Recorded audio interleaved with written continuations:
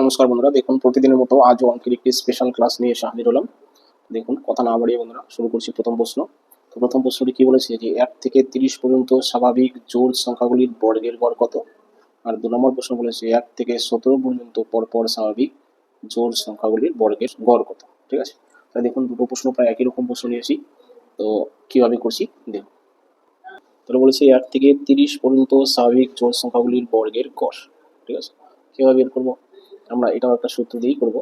সূত্রটা কি বন্ধুরা দেখুন, সূত্রটা হচ্ছে প্রথম জোড় সংখ্যা সবার একটা বাই দিন। ঠিক আছে, দিলাম বাই নিচে বন্ধুরা 3, এই 3ই দিতে হবে। ঠিক আছে, অন্য সংখ্যা দিলে হবে না। এবার কি প্রথম জোড় সংখ্যা 1 থেকে 30 পর্যন্ত যে জোড় সংখ্যাগুলি আছে তার মধ্যে প্রথম জোড় সংখ্যা হচ্ছে 2 প্লাস শেষ জোড় সংখ্যা কত 30, 30টা একটা জোড় সংখ্যা ইন্টু ইন্টু দিয়ে কি করব, যত পর্যন্ত বলেছে তার থেকে এক বেশি দিয়ে গুণ করব। ঠিক আছে, এখানে 30 পর্যন্ত বলেছে, আমি এখানে লিখবো কত 31 হলো। বাস, এটা হচ্ছে বন্ধুরা ট্রিক্স। আমি আরো একবার বলছি, এখানে কি লিখবো, প্রথম জোড় সংখ্যা প্লাস শেষ জোড় সংখ্যা ইন্টু এখানে যত পর্যন্ত বলেছে তার যেতে এক বেশি বাই কত 3। ঠিক আছে, যেহেতু বর্গ বলেছে মনে রাখবেন, বর্গ বললে আমরা নিচে 3 লিখি। ঠিক আছে, 3 লিখি না, অ্যাকচুয়ালি 6 লিখি, কিন্তু এখানে জোড় সংখ্যা বলেছে অর্থাৎ বিজোড় সংখ্যাগুলি বাদ গেছে, তাই না? যদি বলে 1 থেকে 30 পর্যন্ত স্বাভাবিক সংখ্যাগুলির বর্গের সমষ্টি কত, সেক্ষেত্রে আমরা কি করতাম, এখানে 6 লিখতাম, তাই না? এখন আমরা 3 লিখবো এই কারণেই, কারণ অর্ধেক হয়ে গেছে। ঠিক আছে, অর্থাৎ জোড় সংখ্যা আর বিজোড় সংখ্যা আলাদা হয়ে গেছে। ঠিক আছে, তাহলে এটা হচ্ছে আমাদের ট্রিক্স। তাহলে দেখুন আমরা এটা কিভাবে করছি, কাটাকাটি করবো সমান সমান। তাহলে এখানে 32 আর হচ্ছে 31, তাই না?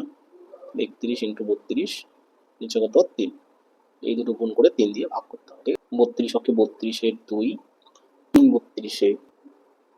ঠিক আছে, 96 আর 3 99, 999। আবার বলছি দেখুন, 32 অক্ষে 32 2, 3 32 96, তাই না? 96 হাতে ছিল 3, 96 আর 3 99 বাস। এবার 992 একে 3 দিয়ে ভাগ করতে হবে। 3 দিয়ে তুমি 33 বার দিয়ে দিলাম একবারে, 3 দিকে 9, 3 দিকে 9, বিয়োগ করলে 0 আসছে, 2 কেটে নিয়ে আসলাম, আর ভাগ যায় না, দশমিক দিলাম 20। তাহলে এখন কি 6 বার, 3 6 18, আবার 2 আসবে, আবার 20 হবে, অর্থাৎ এই 6টা হতেই থাকবে, কোনো দিয়ে দিচ্ছি। ঠিক আছে, অনেক সময় দেখবেন বইয়ে 33.66 বা 67 এরকম থাকতে পারে। যদি দশমিকের পরেরটা যদি 5-এর বড় হয় তাহলে এখানে আর একটা কি আরেকবার দিলে এখানে 6টা 7 হিসাবে লেখে, বা এখানে 15 দিয়ে উত্তরে অপশন থাকতে পারে। ঠিক আছে, আচ্ছা, তাহলে এটা হচ্ছে বন্ধুরা উত্তর হলো। আপনি নিয়মে চলে যাবেন, আপনার কোনো ভুল হবে না। ঠিক আছে, যার জন্য আমি দেখুন আবার একটা অঙ্ক নিয়েছি এই অঙ্কটা ভালোভাবে বোঝার জন্য। ঠিক আছে, দেখুন 2 নম্বর অঙ্কটা দেখুন, আশা করি ক্লিয়ার হয়ে যাবে। তো 2 নম্বর প্রশ্নটা কি বলেছে, 1 থেকে 17 পর্যন্ত পরপর স্বাভাবিক জোড় সংখ্যাগুলির বর্গের গড় কত। ঠিক আছে, একই প্রশ্ন বন্ধুরা, শুধু সংখ্যাগুলির চেঞ্জ। তো আমরা সেই একই কথা একই নিয়মে করব।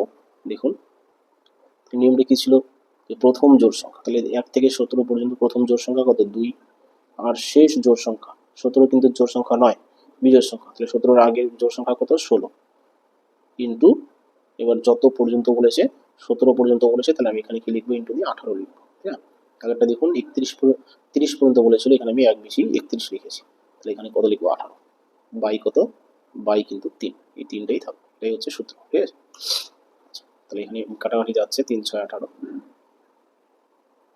তাহলে 6 ইন্টু এখানে হচ্ছে 18, তাই না? 16 আর 2 কত 18, তাহলে 18 ইন্টু 6 কোন করুন, 6 এটা 48-এর 8, 6 কে 6 4 10, হাতের 4 10, তাহলে 108।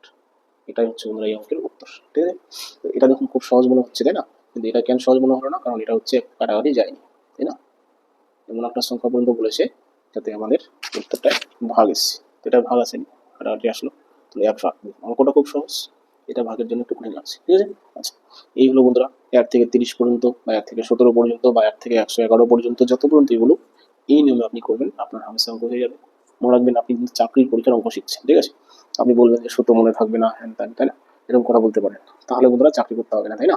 এটাই বলা যায়, কারণ চাকরি করবেন সেই অজুহাতে অবশ্যই এই টিক্সটি আপনার মনে থাকবে। আপনি যদি বলেন যে আমি চাকরি করবো, চাকরি পরীক্ষায় পাস করবো, ঠিক আছে, আপনার মনে যদি জেদ থাকে, এই প্রশ্ন কোনো ব্যাপারই না। ঠিক আছে, এই টেক্সটটি আপনি লিখে রাখবেন, যেখানে পড়ছেন সেখানে বড় করে একটা চার্ট টানিয়ে যে সূত্রগুলো আপনার মনে থাকে না লিখে রাখবেন। ঠিক আছে, দেখবেন তোতা পাখির মতো আপনার মুখস্থ হয়ে যাবে। যদি একবার মনের ভিতরে আসে যে না আমার চাকরি করতে হবে, করতেই হবে। ঠিক আছে, পরীক্ষায় অন্তত পাস করতেই হবে। হলো? যাই হোক, কথা না বলে বন্ধুরা রাখছি তাহলে আজকের মতো। টোটাল ক্লাসটি দেখার জন্য ধন্যবাদ। নতুন কোনো বন্ধু যদি আমার চ্যানেলে এসে থাকেন অবশ্যই সাবস্ক্রাইব করে যাবেন আর লাইক শেয়ার কমেন্ট করবেন সবাই। রাখছি বন্ধুরা, থ্যাংক ইউ।